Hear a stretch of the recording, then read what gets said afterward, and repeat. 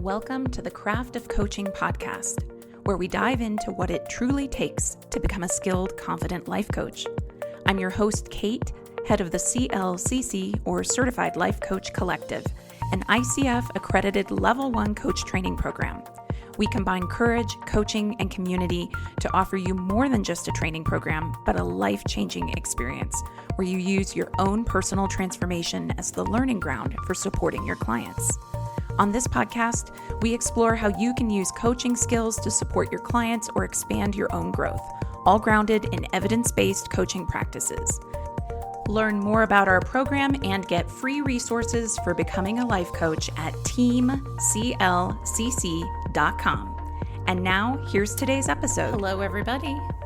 Did you know that coaches also need to set boundaries? It's true. It's absolutely true. They're business boundaries, client boundaries, and they are not mean to set. They are a kindness. They help to create a harmonious relationship between you and your clients. So this week's episode of the Craft of Coaching podcast will be a skill drill. Remember, skill drills are short and sweet. We get into some aspect of being a coach, and we don't go into too much depth, but just enough that it can get you thinking about some aspect of being a coach, running a coaching business, developing the coaching skill set. And this episode is going to focus on setting boundaries as a coach. And there are 4 specific boundaries that I will be focusing on for this episode. So let's get straight into it. First one, it's an as in the beginning, so in the middle, so in the end kind of boundary. And it is make sure that you have strong boundaries around who you will and will not coach. And this is something that is really important because client education may be needed here for clients to understand what coaching is and what coaching isn't. And it is the coach's job to make sure that clients understand what you will and won't coach on. For instance, because it can get a little confusing for clients, if you offer business coaching, but the type of business coaching you focus on is how to step into leadership as a business, leader, not specific ways to lay out a sales page, then you will want to clarify that. If you offer career coaching, but your focus in career coaching is helping people to identify the career that they want, not how to structure a resume, you are going to want to clarify that because, of course, there are business coaches who are going to focus solely on the sales page part, not the leadership mindset for business part. There are career coaches who focus on the resume part or the interviewing skills, not necessarily on how to identify the career that you want. So it's make sure you have strong boundaries around who you will and will not coach and give that client education around what coaching is and what it isn't. And that's more that reminder that we don't want clients to think that we're practicing therapy.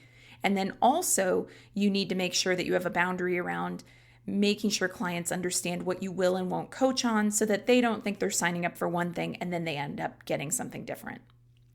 You can do that on your sales pages, or at least start the process by being clear about what you do on your sales pages. And then hopefully you have an onboarding process of some kind for your clients. And if you don't already have an onboarding process, then definitely make sure that you learn about that. Craft of Coaching episode 82 is a skill drill all about how to design your client onboarding experience. So if you want a little bit of help with that, you got it. I got it for you. All right, next boundary that you will want to have with your clients, boundaries around money. This one can be really tricky, especially if you're still in the process of doing your own money healing work. We care about our clients and we still expect accountability in terms of payment. So it's awkward to do. It's not my favorite thing to do when it happens. And at the same time, I stand in. I hope you stand in. I want every coach to stand in.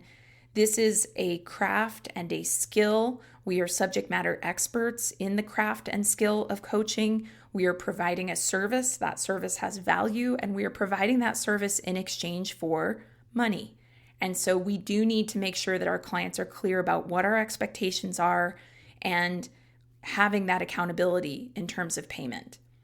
And I don't know if this will be helpful to anyone else, but recently I made a decision to stop invoicing clients each month and instead move to a model where there's actually just a unique link that my clients can go to put in their monthly payment.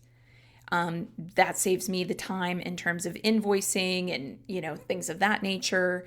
It helps the client to be accountable for their own process. But of course, that's dependent on how you structure payments for your sessions. Some coaches do all the months of coaching in one lump payment that is collected up front. I don't do it that way. I do month to month. And so each month clients are paying for their sessions. And so that's why it makes sense for me to go in that particular direction. But just in case you've never thought about that before, it is an option. The third boundary that you need, boundaries around time. You need to start your sessions on time. You need to end them on time. And I am the first person to say sometimes I get really excited about the work I'm doing with a client, and it can be easy to lose track of time.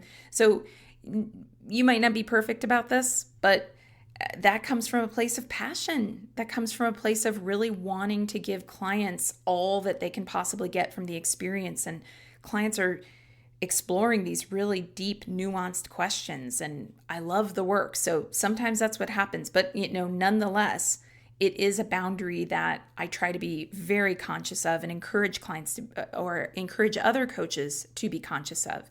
Because what happens is first a session goes 10 minutes over, then it goes 20 minutes over, then suddenly it's a 90-minute session. Whoa. That gets to be a little bit much. So start those sessions on time, end them on time, and to help your clients to also be aware of the flow of the session and kind of how much time is remaining, use transitional statements. Those transitional statements sound kind of like, okay, so we're about halfway through the session, and so far you've shared, and then maybe you kind of recap. Or as the session is winding down, we have about 5 minutes left. And at the top of today's session, you said you wanted your session focus to be XYZ. How are we doing with that? What are your takeaways for today? The fourth boundary that you'll want to implement as a coach is a boundary around client communication. From a place of client care, definitely let clients know what is and is not an emergency and how they should contact you if an emergency should arise. You would also want to let them know your general response time to emails so that they don't have an expectation that you'll give a 24-hour response time if that's just not in the cards for you.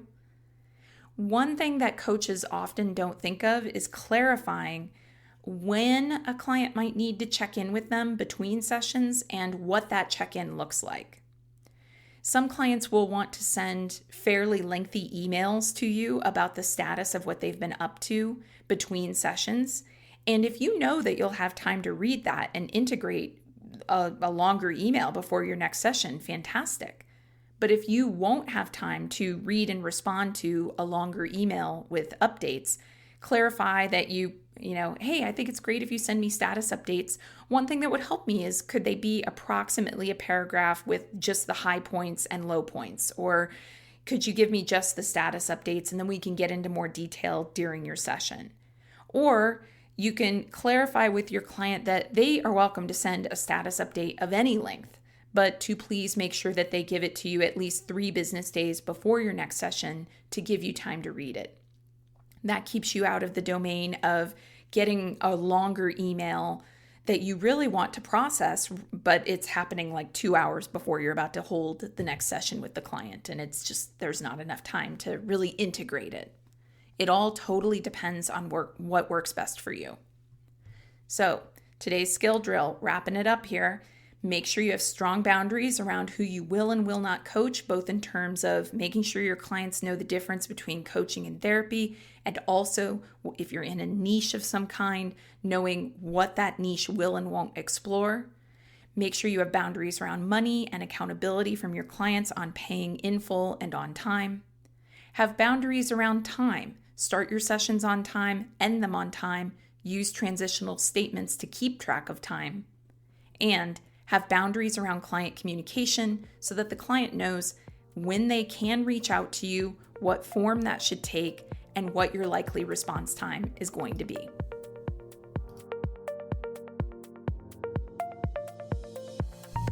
All right, that's it for today's episode. Thank you so much for listening. Before you go, would you help us out and take a moment to give us a rating in iTunes, Spotify, or wherever you're listening?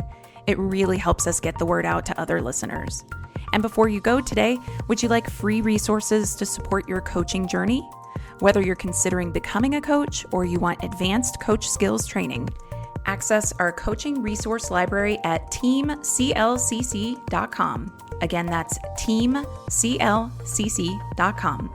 Can't wait to connect with you. And again, thanks for listening.